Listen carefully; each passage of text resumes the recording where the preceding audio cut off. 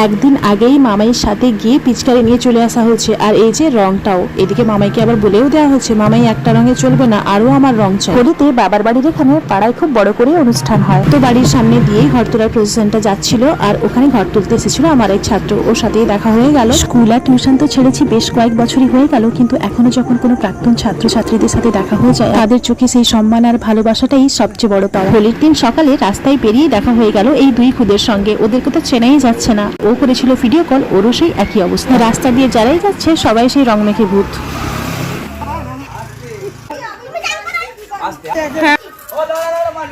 দেখলে সোমের কাণ্ডটা, সব খুদে রংবাজ হাতে পিচকারি নিয়ে একদম রেডি। এই এক ভাই ছিল আমাকে রং মাখাতে, আর আমিও ওকে রং মাখালাম। গেস করতে পারবে ও আমাকে এমন কি বললো যার জন্য আমি এত হাসলাম। রং খেলার মাঝে মা এসে আমাদেরকে চনা বাতাসা খাওয়াচ্ছে, এদিকে ও করেছিল আবার ভিডিও কল। সারাটা দিন এইভাবে সবাই মিলে খুব মজা করে কাটালাম। আর সন্ধ্যাবেলায় খেলাম পূর্ণিমা পুজোর প্রসাদ। সবাইকে জানাই হোলির অনেক শুভেচ্ছা।